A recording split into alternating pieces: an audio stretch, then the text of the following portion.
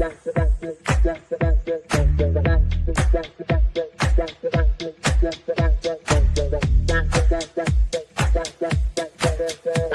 Connections Radio presents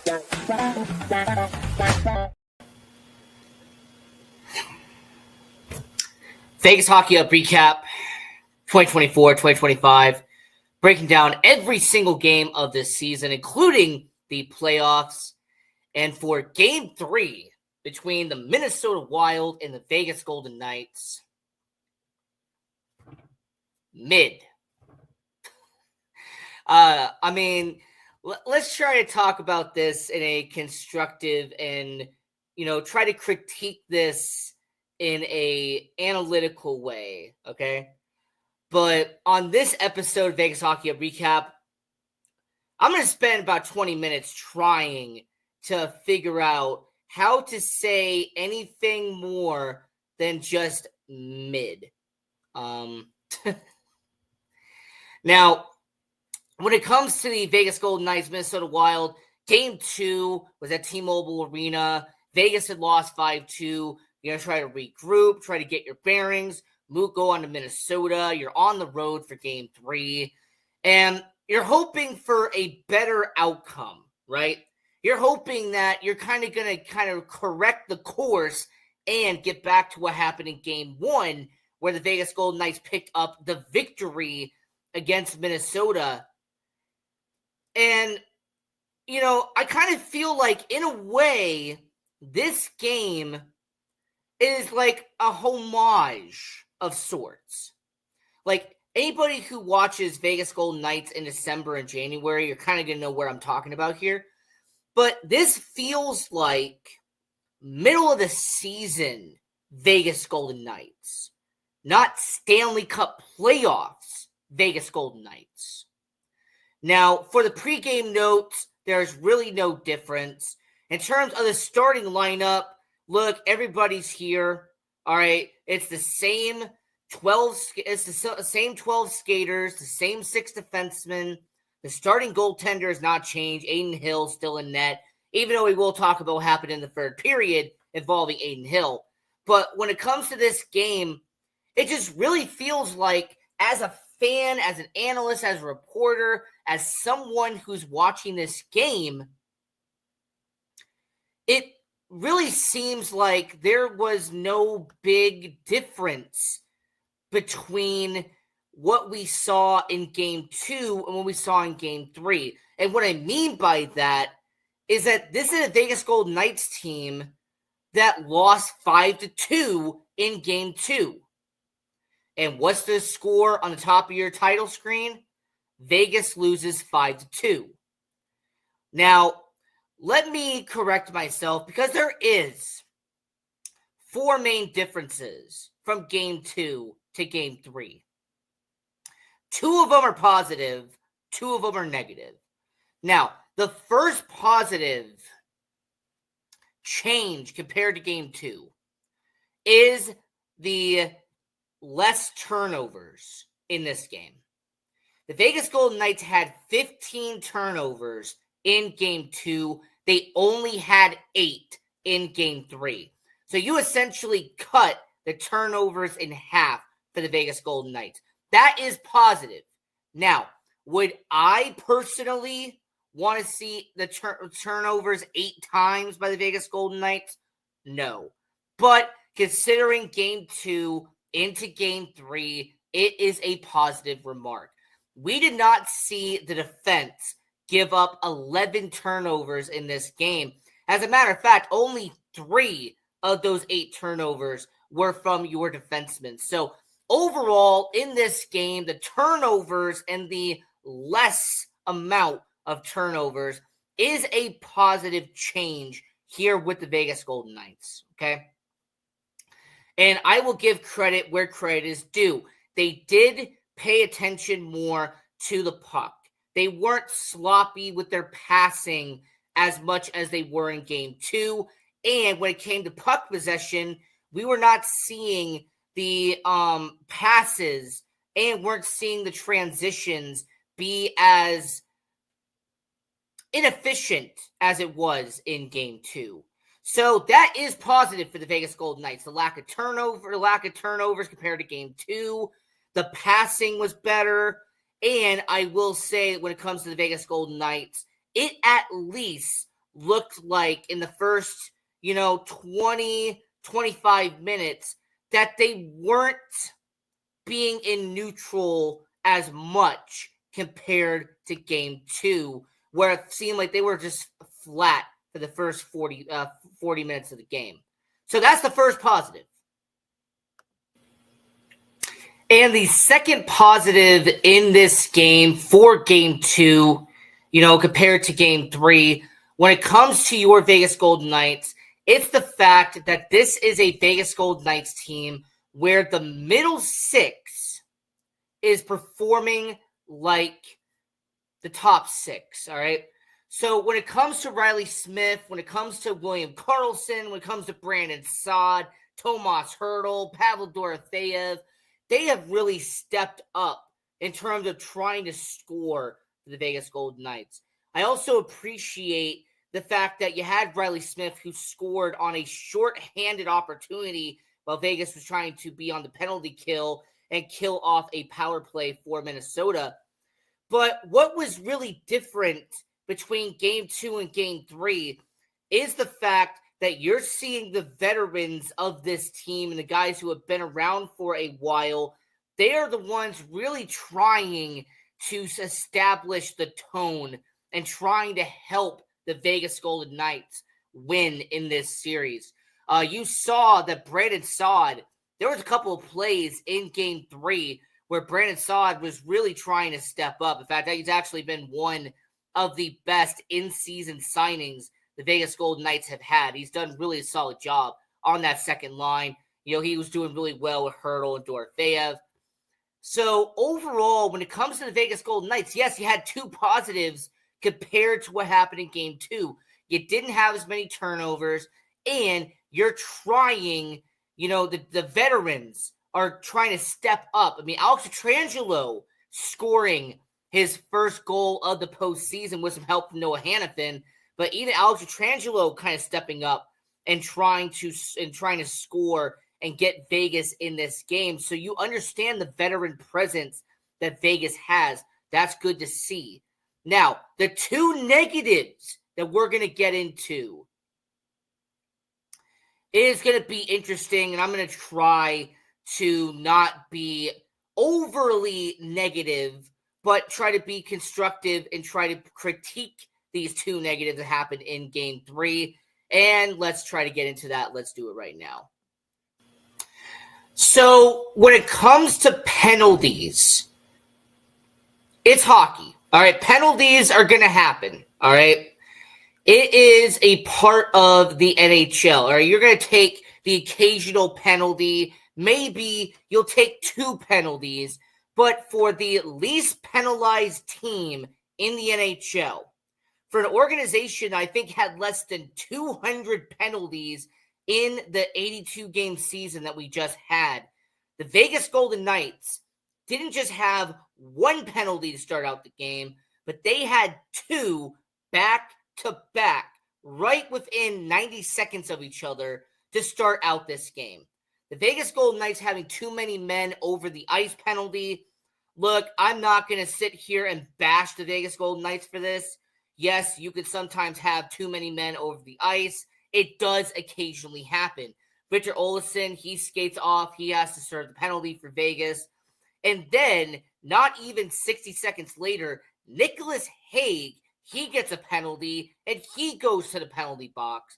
And that just opened up the door and created a window of opportunity for Minnesota to score. And what happened? Kirill Kaprizov, power play goal for Minnesota. Now, I mentioned in the Game 2 recap that when it came to Kirill Kaprizov and Matt Boldy, Vegas hasn't had an answer for that first line. It seems like Vegas has not been able to figure out how to contain and prevent the first line from scoring as they had done it so frequent in the first 2 games. Well, fast forward to the day, at Game 3, Vegas still hasn't figured out how to stop Kaprizov.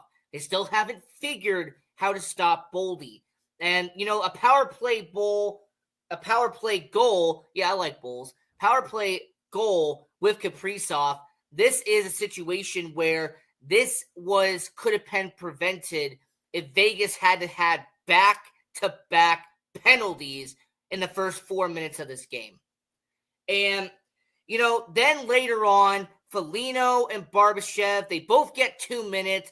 Barbashev for embellishment, and then I believe Foligno was either 2 minutes for interference or 2 minutes for roughing, depending on what it was exactly. But, Foligno and Barbashev, they have their offsetting penalties, but that was 3 penalties by Vegas in the beginning of this game. And in the first 20 minutes, it's not a good sign to have a Vegas Golden Knights team who, like I mentioned, was the least penalized team in hockey, to have that many penalties in the first period. And then I do have to mention Zach Whitecloud. He gets a penalty in the second period. Later on, in the third period, Vegas gets another penalty. To have 5 penalties in Game 3 is not great for Vegas. And you rarely have to mention discipline with the Vegas Golden Knights. They normally are a well-disciplined team. But this is a Vegas Golden Knights team that had over 40 hits against Minnesota. And Minnesota is a team that had over 50 hits in Game 1, but they had only 25 hits in this game. So it really felt like Vegas was trying to out-hit Minnesota. Vegas was trying to be overly physical against Minnesota, and it just didn't work in this game. So that's the first negative, all right? First negative that really happened in this game. And then the second one is going to take a while to talk about, but we'll get into that in just a second. And for this negative, I want to establish the fact, and I'm going to have this disclaimer, this is not personal. I hope this does not get taken as anything like a personal attack. The first line for the Vegas Golden Knights: Jack Eichel, Mark Stone, Ivan Barbashev. Where are you at? Minnesota Wild's first line has 8 goals in the first 3 games. The Vegas Golden Knights top line: Barbashev, 0. Stone, 0. Eichel, 0. Like, I understand that there is sometimes you're going to have some bad stretches, okay? It happens in hockey. I understand that you're not going to score every single game, okay? Even though Jack Eichel had 94 points in the regular season, I understand that you're not going to score every single game. But for your top line, who's supposed to be your top 3 guys, that's correct, Minnesota is showing what a first line can do when they are on it. 8 goals with Kaprizov and Boldy. The Vegas Golden Knights are getting 0 from their top line. Now, if they're hurt and they're playing hurt, maybe I could understand it. Because there was speculation that Jack Eichel did come back with him still having that injury that he did acquire late in the year. But if that's the case, and this is going to sound harsh, move Eichel and move Stone from the top line and have them be in the middle 6. Similar to a few years back when Mark Stone came back from injury, he wasn't on the top line. They had him in the middle 6 instead because he was hurt. But it's just really irritating to watch a first line that has zeros in every single stat column. I mean, I'm not going to sit here and say that they're just skating around for X amount of minutes. But it's frustrating to see a first line, the 3 best players on your team, that's what's that supposed to be, not doing what needs to be done. And what makes it even worse is that the middle 6, we have seen Tomas Hertl. He has scored 2 goals. We've seen Pavel Dorofeyev, what his scoring production was in game 1. We saw what Riley Smith just did in this game. So if you want to talk about this series and you want to talk about the negatives in this series, you can't not avoid the first line production. Now, I could sit here and I could talk about the Adin Hill situation and the fact that he gave up 4 goals once again. But a goaltender is only as good as his defenseman in front of the net. I'm not going to bash Adin Hill. I'm not even going to talk about the fact that Akira Schmid had to come in during the third period and try to change up the tempo or even try to change up the style and try to wake up the team, which I will say Akira Schmid actually did a good job. He didn't let up any goal because the Marcus Foligno goal was an empty net with about a minute or 2 left in the game. So Akira Schmid actually did a reasonable job. And there's going to be some speculation on who the starting goaltender is going to be for game 4. Should it be Akira Schmid? Should it be Adin Hill after Adin Hill being pulled after the second period?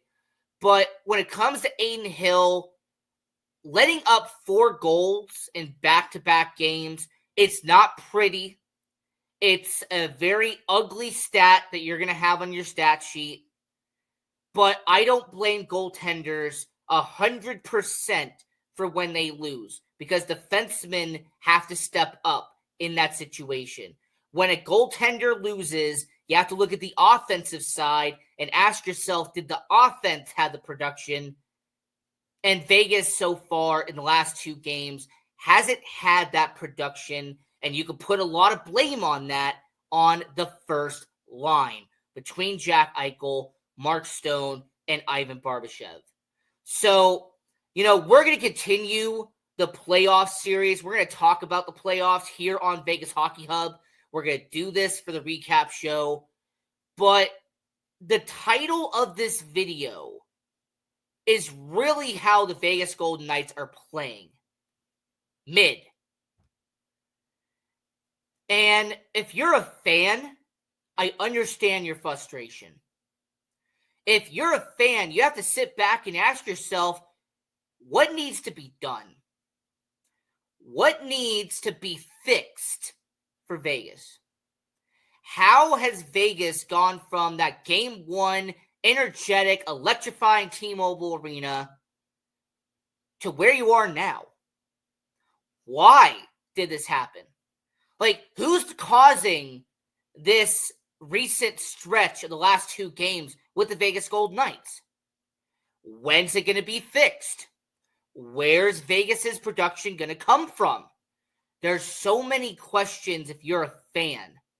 And unfortunately, outside of Bruce Cassidy, and I think maybe the players themselves, we're not going to get those answers right away. We're not going to get an answer to those certain questions until maybe it's too late.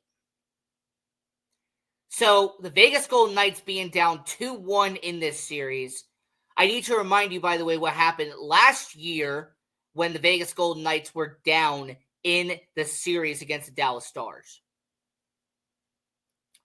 So we're going to do game 4. That's going to be on Saturday. We're going to have the preview show where we do the 5-minute preview. That will be uploaded at noon, an hour before game time. And then we will do our recap show. Since it's an afternoon game, we will do that recap show at 7 p.m., which is kind of our assigned time slot here on PR Connections Radio. And until next time, I'm your host, Ian Rakelli. This is Vegas Hockey Hub, where I break down every single game of 2024-2025 season. And what can I say except mid?